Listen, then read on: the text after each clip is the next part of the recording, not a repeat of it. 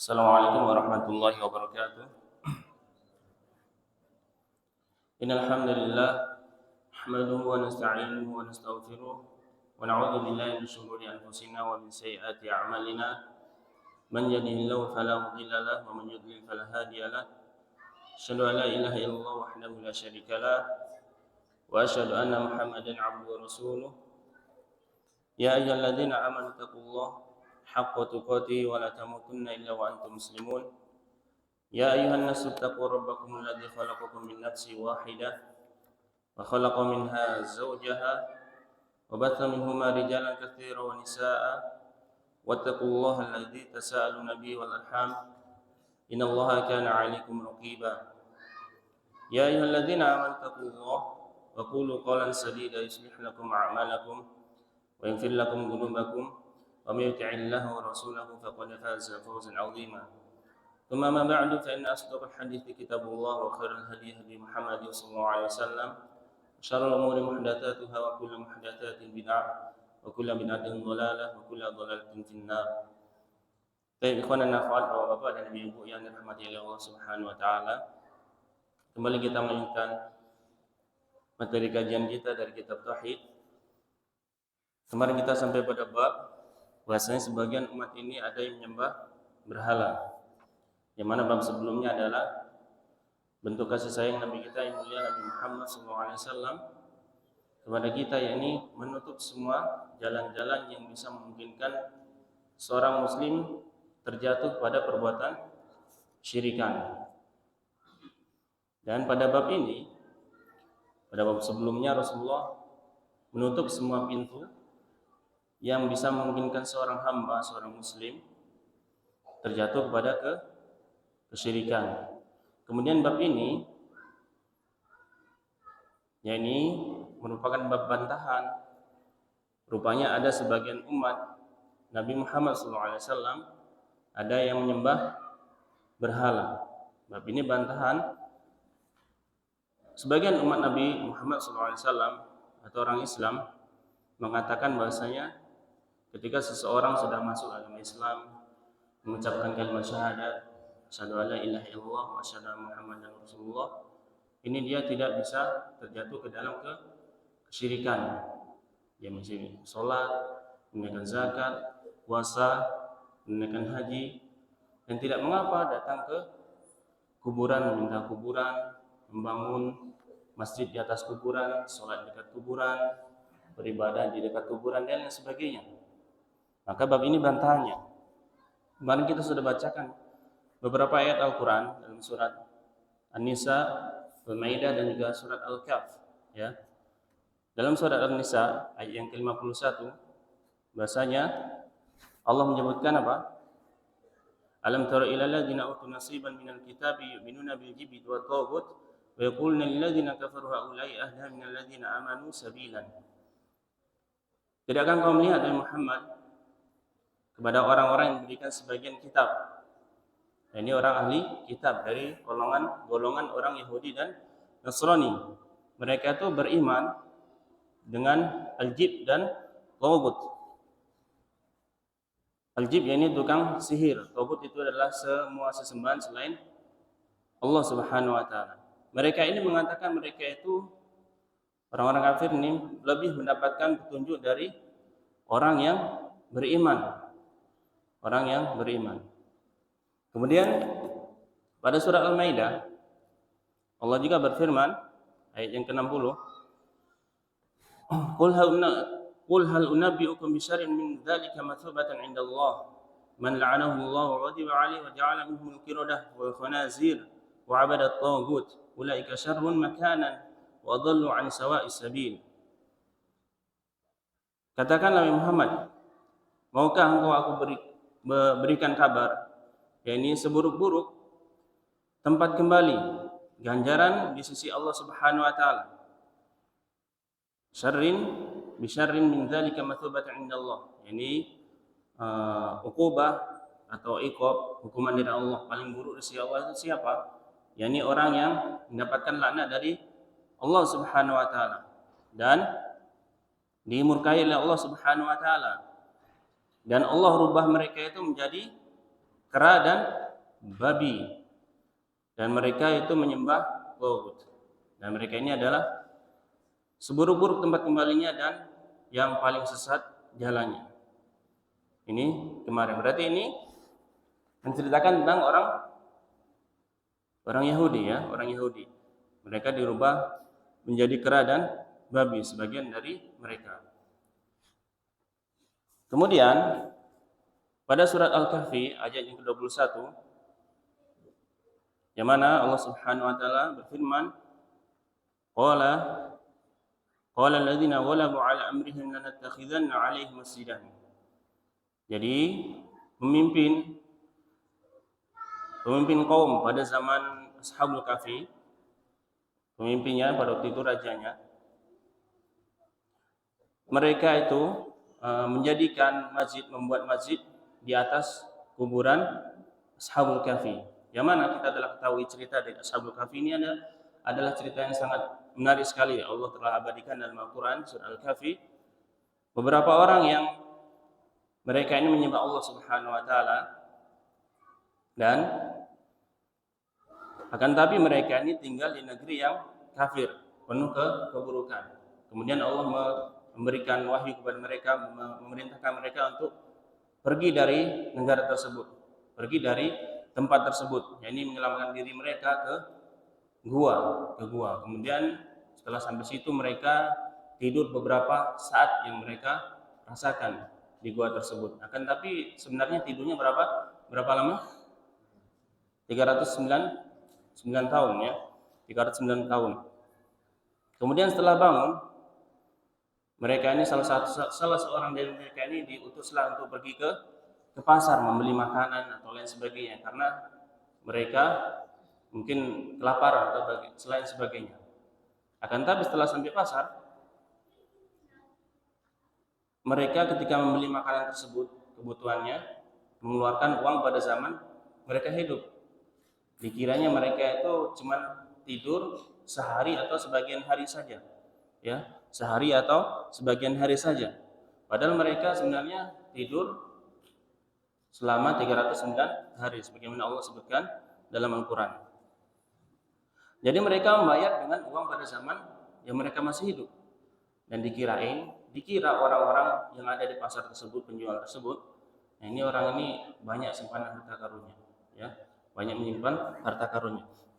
Kemudian kembalilah orang tersebut, ya, orang Ashabul Kahfi tadi ke gua, dan kemudian tertinggal situ dan meninggal. Kemudian dibuatlah oleh orang-orang pada zaman itu, Ashabul Kahfi itu, dibuatlah masjid di atas tempat mereka, lokasi mereka meninggal. Dan ini dilarang oleh Allah Subhanahu wa taala. Kemudian selanjutnya hadis dari sahabat Sa'id Al-Khudri radhiyallahu anhu, anna Rasulullah sallallahu alaihi wasallam qala la tattabi'anna sunana man kana qablakum hadwal qudwah bil qudwah hatta law dakhalu juhra dabbin la dakhaltumuh. Qalu ya Rasulullah al-yahud wa nasara, qala faman akhrajahu. Kemudian kita lanjutkan, ini sebuah hadis yang dikeluarkan oleh Imam Bukhari dan juga Imam Muslim dari sahabat Abu Sa'id Al-Khudri, semoga Allah meridhai beliau. Sesungguhnya Rasulullah SAW bersabda, sesungguhnya kalian akan mengikuti sunnah-sunnah orang-orang sebelum kalian. Hadwal quddah bil quddah, yakni sedikit demi sedikit, ya, sedikit demi sedikit. Hatta law dakhalu juhra dhabbin la dakhaltumuhu, sampai pun mereka itu masuk ke lubang dhab, maka kalian akan mengikuti mereka.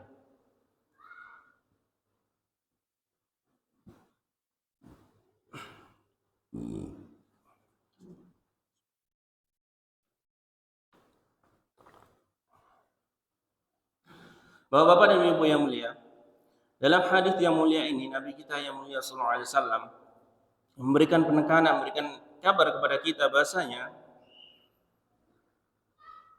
kalian yakni umat Nabi Muhammad SAW akan mengikuti sunnah-sunnah. Apa itu sunnah-sunnah maksudnya di sini? Ya kebiasaan orang-orang sebelum kalian. Kebiasaan orang-orang sebelum kalian. Yang dimaksud siapa? Al-Yahud, orang-orang Yahudi dan Nasrani. Sampai pun mereka masuk ke lubang dob. Dob itu adalah binatang sejenis biawak, tapi bukan biawak. Kalau biawak makannya buas kalau biawak ya. Bahkan tulang pun dimakan. Tapi kalau dob makanannya semut ya. Maka dihalalkan dalam agama Islam. Sampai pun mereka masuk ke lubang dob, kalian akan mengikuti masuk juga ke lubang berikut. Kemudian para sahabat yang mulia, sahabat Nabi Muhammad SAW bertanya, "Ya Rasulullah, apakah yang kau maksud itu Yahudi dan Nasrani?" Kemudian Rasulullah menjawab apa? Qala faman. Siapa lagi kalau bukan orang Yahudi dan Nasrani yang diikuti? Nah, hadis ini juga menunjukkan bahasanya ini semangat sahabat yang mulia SAW untuk mengetahui suatu kebaikan. Ketika Rasulullah mengabarkan tentang suatu kabar dan itu belum diketahui, maka sahabat Rasulullah SAW bertanya kepada Nabi yang mulia, siapa yang akan kita ikuti? Yang akan umat engkau ikuti itu, yaitu Yahudi dan Nasrani. Rasulullah menjawab demikian. Bahasanya dalam pengikutan tersebut tentunya sesuatu yang apa? Sesuatu yang tidak dibolehkan dalam syariat tentunya. Mengikuti apa-apa yang dijadikan kebiasaan orang Yahudi dan Nasrani. Contohnya apa?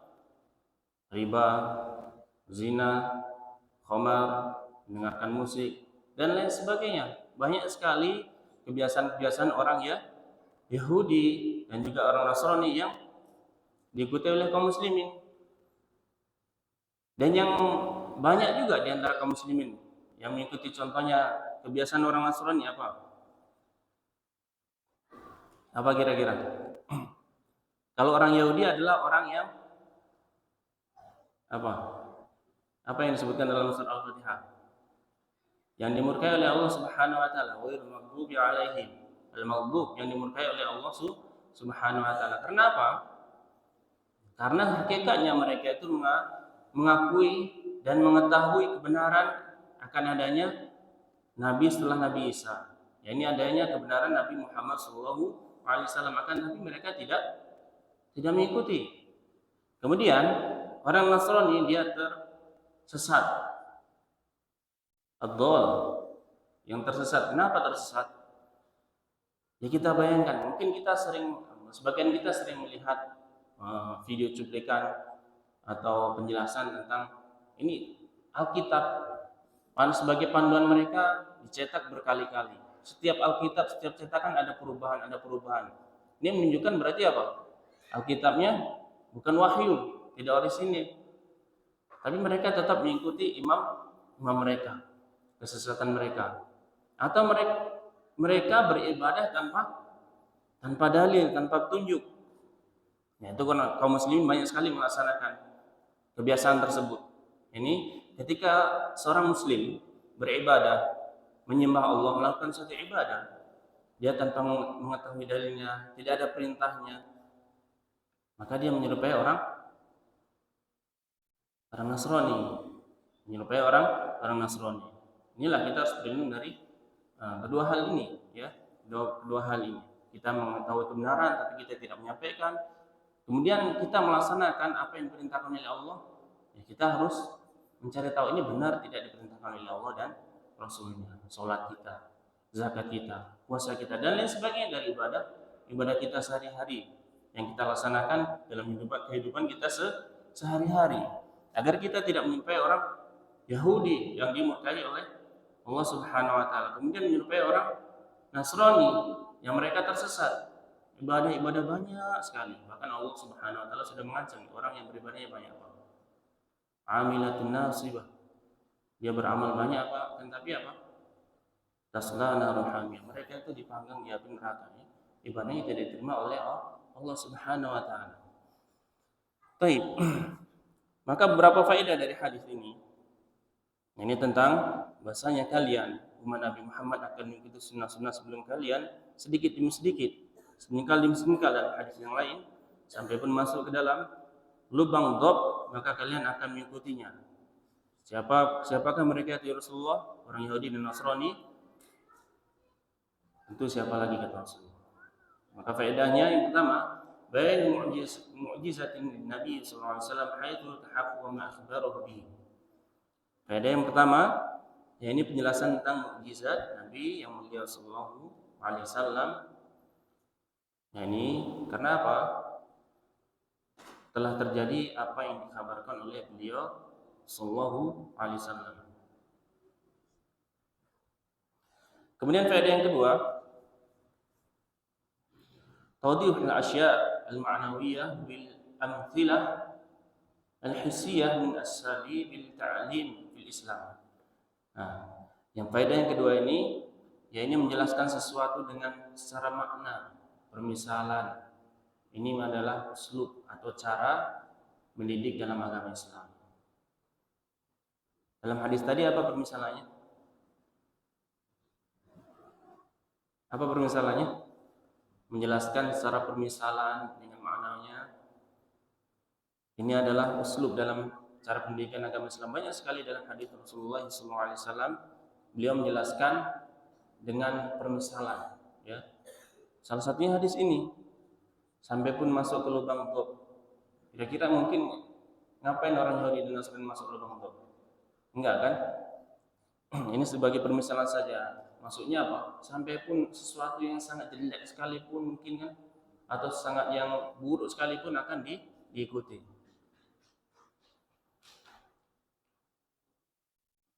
Kemudian faedah yang ketiga, tahrimu musyahabati ahli kitab. Haramnya menyerupai orang ahli kitab. Nah, ini perlu kita ketahui, haram menyerupai orang ahli kitab. Ini orang Yahudi dan Nasrani. Maka kita diharamkan menyerupai mereka.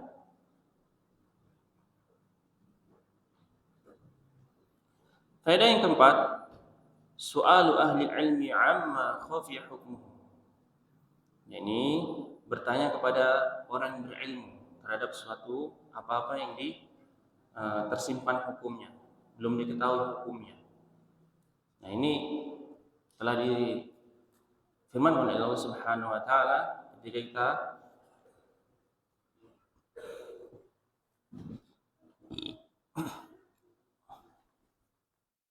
terjadi perselisihan antara kita atau terjadi sesuatu yang mengganjal dalam diri kita disuruh bertanya kepada ahli ilmu.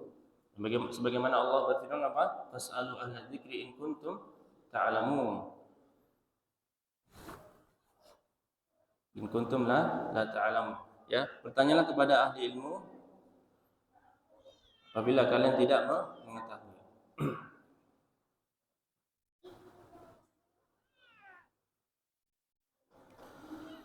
Maka keterkaitan hadis tersebut dengan bab pembahasan tentang tauhid, yaitu haitsu dalal hadis ala anna hadhihi ummah sata'malu ma 'amilahu ahli kitab wa min amali ahli kitab ibadatul awthan. Kaitannya hadis tersebut dengan pembahasan kitab tauhid adalah hadis tersebut menunjukkan bahasanya umat Nabi Muhammad SAW mereka itu akan melakukan apa-apa yang dilakukan oleh orang ahli kitab, orang Yahudi dan Nasrani. Dan sebagian dari amalan orang ahli kitab itu ada apa? Yaitu menyembah berhala, berhala. Ini amalan orang ahli kitab. Tapi terkadang di negeri kita ini tidak nampak amalan orang ahli kitab itu menyembah berhala. Bukan begitu? Karena yang kita ketahui berhala itu cuma apa? Patung, apalagi pohon, kuburan, ya. Dan tapi tidak itu yang dimaksudnya.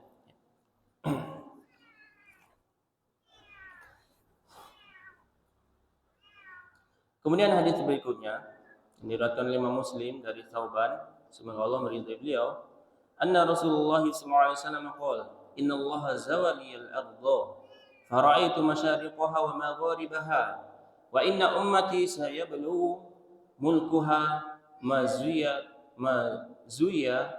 li minha wa utitul kanzain al-ahmar wal abyad wa inni sa'altu rabbi li ummati alla yuhlikaha bisanatin bi'ammatin wa alla yusallitu 'alaihim 'aduwan min siwa anfusihim fayastabiha baydatahum wa inna rabbi qala ya Muhammad inni idza qadaitu qada'an fa innahu la yuraddu wa inni a'taituka li ummatika alla uhlikahum bisanatin bi'ammatin wa alla usallitu 'alaihim 'aduwan min siwa anfusihim fayastabiha baydatahum walau jitama 'alaihim min aqtariha hatta yakuna ba'duhum yuhliku ba'dan wa yasbi ba'duhum ba'dan. Dari sahabat Thauban, sesungguhnya Nabi Muhammad SAW bersabda, sesungguhnya Allah Subhanahu wa taala memperlihatkan kepadaku bumi, itu bagian barat dan bagian timur. Bagian timur dan bagian barat. Wa inna ummati, dan sesungguhnya umatku, saya belughu mulkuha, dan sesungguhnya umatku, umat Nabi Muhammad SAW akan sampai kekuasaannya itu di timur dan barat.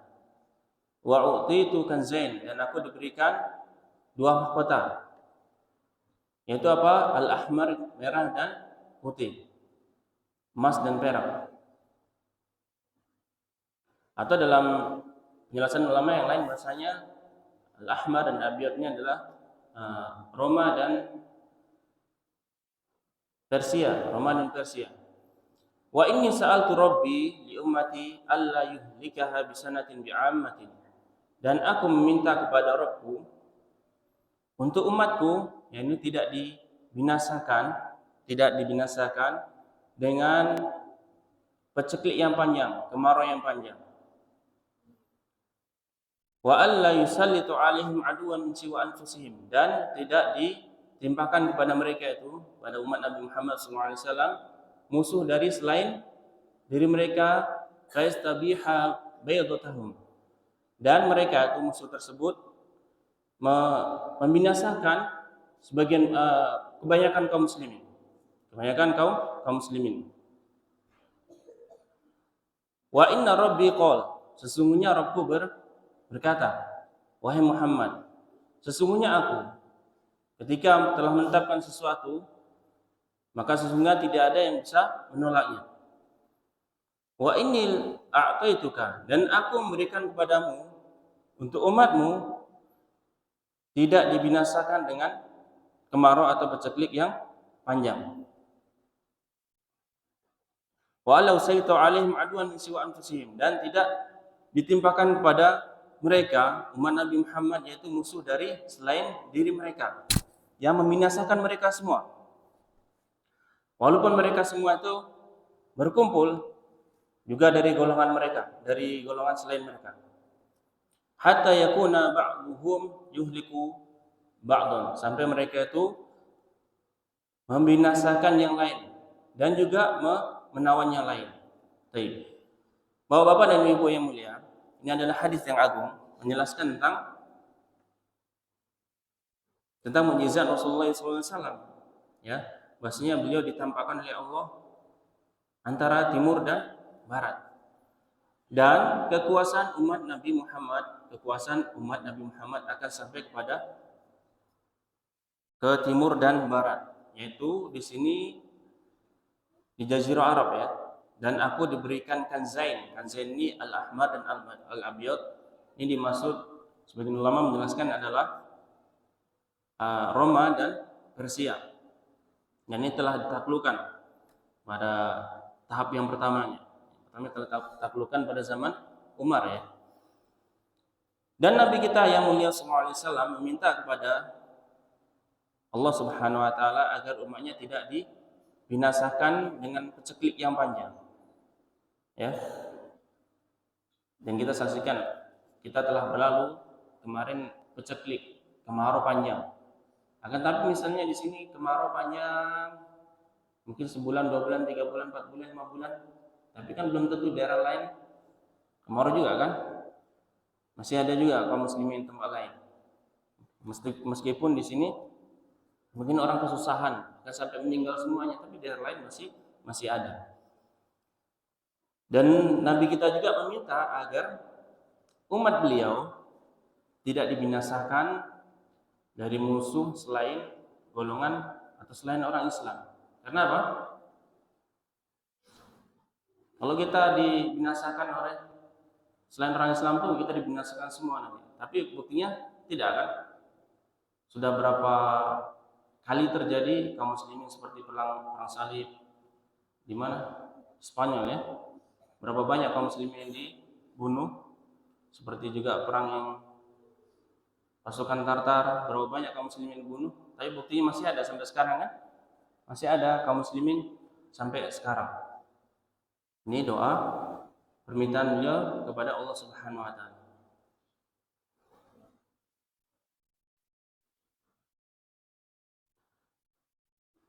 Walau ijtama'a 'alaihi min aqtariha hatta yakuna ba'dhum yuhliku ba'dhan wa yasbi ba'dhum ba'dhan. Sampai walaupun berkumpul atas mereka itu baik dari golongan mereka sendiri, hatta yakunu ba'dhum, sampai sebagian mereka itu membinasakan sebagian mereka dan menawan sebagian mereka.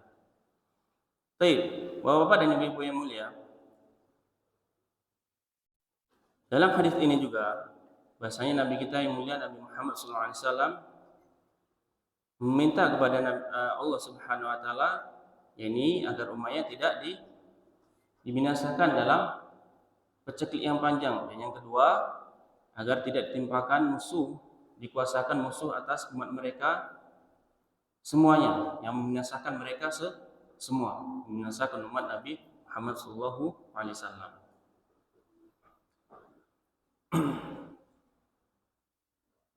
Kemudian Rawahul Barqani fi sahihihi, diriwayatkan oleh Barqani dalam sahihnya, dalam kitabnya Al-Barqani Musnad. Wa inna ma akhafu ala ummati al-a'immah al-mudillin, wa idza waqa'a alaihim as-sayf lam yurfa' ila yaumil qiyamah wa la taqumu as-sa'ah hatta yulhaqu hayyun min ummati bil musyrikina wa hatta tu'bada fi'amun min ummati al-awthana wa innahu sayakunu fi ummati kadzabuna 30 kulluhum yaz'amu annahu nabiyyun wa ana khatamun nabiyyin la nabiyya ba'di wa la tazalu ta'ifatu min ummati 'ala al-haqqi mansurah la yadurruhum man khadalahum wa la man khalafahum hatta ya'tiya amrullah tabaraka wa ta'ala.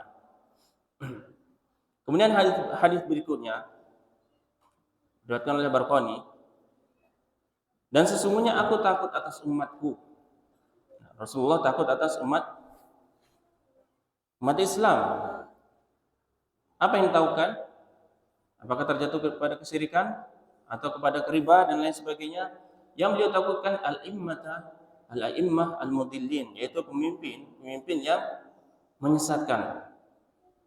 Wa idza waqa'a alaihim sayf, dan ketika pedang telah diangkat, terjadi perangan, lam yurfa' ila yaumil qiyamah, tidak bisa berhenti sampai hari kiamat. Wala taqumus sa'ah, dan hari kiamat tidak akan tegak atau terjadi sampai sebagian umatku yang hidup dia bergabung dengan orang-orang musyrik. Sebagian umatku bergabung dengan orang-orang musyrik. Hatta tu'bada fi min ummati al-awthan, dan sampai sebagian sekelompok umatku, sebagian kabilah dari umatku menyembah berhala. Dan sesungguhnya akan terjadi pada umatku kadzabuna 30, yakni pendusta sebanyak 30 orang. Akan terjadi pada umatku ini pendusta sebanyak 30 orang, kulluhum yaz'amu annahu nabiyyun. Semua orang tersebut, 30 orang tersebut mengaku dirinya sebagai nabi.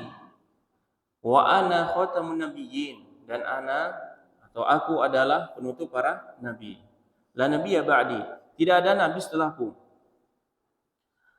Wala tazalu ta'ifatun min ummati 'alal haqqi mansurah, dan senantiasa akan ada golongan dari umatku itu di atas kebenaran yang selalu mendapatkan pertolongan. La yadurruhum man khadalahum, tidak akan memudaratkan mereka apa yang membuat mereka buruk. Wala man khalafahum, dan juga tidak akan memudaratkan mereka orang yang menyelisih mereka. Hatta ya'tiya amrullah tabaraka wa ta'ala, sampai datang perkara Allah Subhanahu wa taala. Baik. Bahasanya dalam hadis tersebut Nabi merasa takut atas umatnya itu adalah a'immah al-mudillin, yang pertama, pemimpin-pemimpin yang menyesatkan. Siapa itu? Pemimpin-pemimpin yang menyesatkan adalah, sebagian ulama menjelaskan, adalah pemimpin bangsa. Kemudian yang kedua, para ulama, para ulama, umul umara wal ulama, dan juga yang ketiga orang-orang yang ahli ibadah. Tapi dia tidak beribadah tidak dengan petunjuk. Al-umara atau pemimpin, kenapa dicemaskan atau ditakutkan oleh Nabi kita yang mulia sallallahu alaihi wasallam? Iya, karena bisa jadi pemimpin bisa membuat keputusan atau apa yang membawa umatnya, masyarakatnya terjatuh kepada kesyirikan. Kemudian para ulama, kenapa? Karena ulama bisa diikuti oleh banyak orang, karena bisa memberikan fatwanya itu menyesatkan. Dalam hadis yang lain apa? Du'atun ala abwabi jahannam, yaitu para duat atau pendakwah itu yang mengajak ke dalam kesesatan. Dan ini banyak sekali.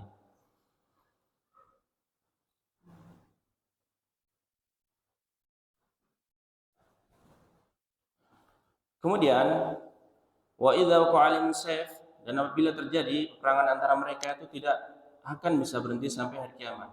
Dan peperangan yang pertama dimulai ini pada zaman sahabat yang mulia, waktu terbunuhnya beliau sahabat Utsman bin Affan. Sampai sekarang peperangan silih berganti, sampai sekarang ini kita bisa melihatnya. Dan ini tidak bisa berhenti sampai hari kiamat. Wala taqumu sa'ah hatta yulhaqa hayyun min ummati bil musyrikin, dan tidak akan berdiri atau tegak hari kiamat sampai sebagian umatku itu bergabung dengan sebagian atau dengan orang-orang musyrik.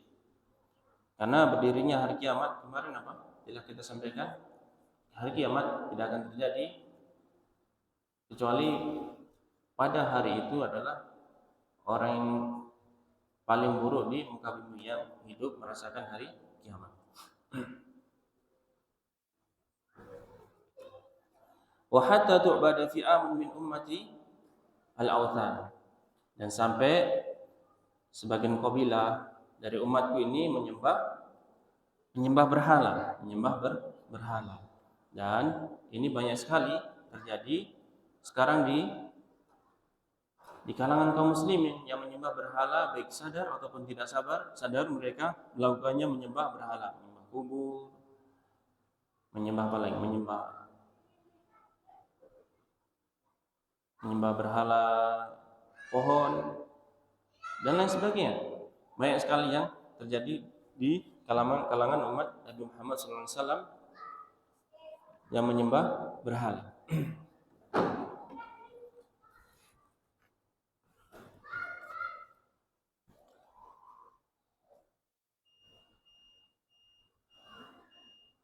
Wala tazalu ta'ifatun min ummati 'alal haqq mansurah, dan senantiasa ada segolongan umatku di atas kebenaran yang selalu mendapatkan pertolongan dari Allah Subhanahu wa taala. Ini tidak akan memudaratkan mereka, orang yang memusuhi mereka dan menyisi mereka sampai datang perintah dari Allah Subhanahu wa taala. Makanya kita, Bapak-bapak dan Ibu-ibu yang mulia, ini kabar yang baik dari Nabi kita yang mulia Nabi Muhammad SAW tentang Taifah atau kelompok yang mendapatkan pertolongan Allah Subhanahu wa taala itu adalah kelompok di atas kebenaran, kelompok di atas kebenaran.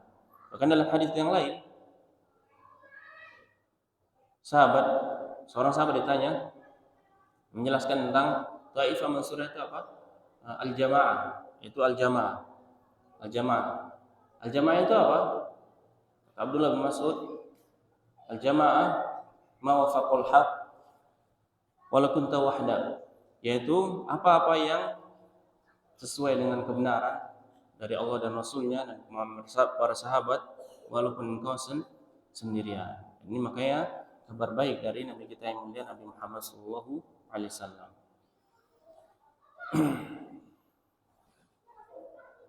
Baik. Bapak dan Ibu yang mulia, cukup sampai sini pembahasan kita. Mungkin faedahnya kita baca pada pertemuan berikutnya lagi. Dan juga kesimpulan dari bab ini.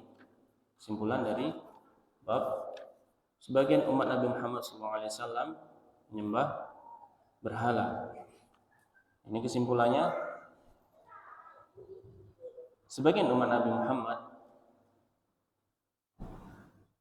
bahkan semua umat Nabi Muhammad telah mengucapkan kalimat la ilaha illallah. Akan tapi mereka beranggapan dengan kalimat tersebut umat Nabi Muhammad itu tidak bisa terjatuh ke dalam kesyirikan. Akan tapi di sini pada zaman Syekh Muhammad bin Wahab dan sampai sekarang ini telah terjatuh ke dalam kesyirikan dengan nyata. Dengan nyata bahasanya mereka ketika sudah mengucapkan kalimat tersebut masih terjatuh ke dalam kesyirikan yang mereka sadar atau tidak sadar. Baik, barakallahu fikum. Mudah-mudahan bermanfaat. Sallallahu Muhammad alhamdulillahirabbil alamin subhanakallahumma wa bihamdika asyhadu an la ilaha illa anta astaghfiruka wa atubu ilaik.